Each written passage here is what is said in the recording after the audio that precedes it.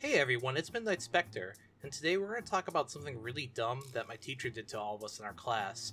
So remember to like, comment, and subscribe, and stay tuned for next week's video. So you know when you're a kid and you look at adults and you think they're like these all-knowing gods, but an event like what happened to me makes you realize, wow, everyone's kind of just winging it through life pretty much. Before I go into the story, I should probably give some context.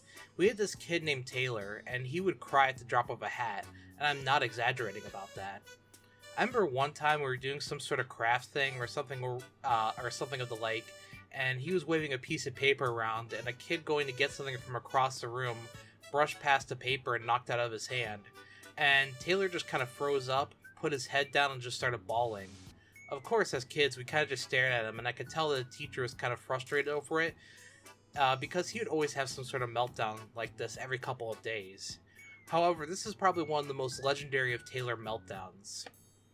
So it's one of those indoor recess days because it was either too cold or too rainy to go outside, and I was probably playing marbles or Uno, and you know how kids are, they can be pretty cruel.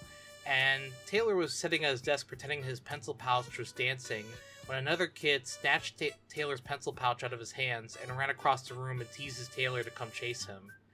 I look up and I see Taylor's face start scrunching up, and he just puts his head down on his desk with a thud, and I'm not sure if the pain of that made him cry or getting his pencil pouch snatched from him made him cry, but he starts bawling louder and harder than I've ever heard him cry before.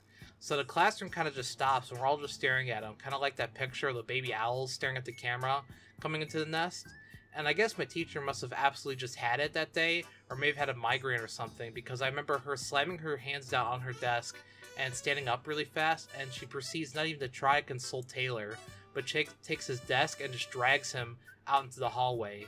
Meanwhile, all this is happening, we're just standing around just looking at it in shock. And once the teacher gets back into the room from out of the hallway, she slams the door and we could still hear Taylor wailing. After that, she must have been on a warpath or something, because there's a girl who was not even ever involved in the situation who was drawing or writing something on one of those yellow legal pads, and the teacher snatches it out of her hand and holds it up, and she was like, "What are you, poor? Why don't you have white paper?" Now, to be fair, the district I went to had a lot of kids that weren't living in the best conditions, so I could imagine how simply cutting this was to her, especially if her parents were like the stereotypical figured out Midwestern parents and she had to go get her own school supplies or something like that. This poor girl was absolutely stun-locked after hearing this, and the teacher looks around and just yells, "Everyone to your desk, silent recess, heads down." Which, as a kid, silent recess or silent lunch was absolutely the worst punishment you can get in school. And of course, however long we had left of recess felt like an eternity. I remember that becoming like a signpost memory for me, and I was like, wow, adults are kind of fucking dumb. And still to this day, I can't believe that my teacher did that, but it was a different time back then, and teachers could do stuff like that, no one could really care or say much about it. Well, I hope everyone enjoyed this week's video, and I hope Taylor is doing better now. I don't remember his last name, and my yearbooks got destroyed in a basement flood, so I don't think I'll ever be able to check in on him, unfortunately.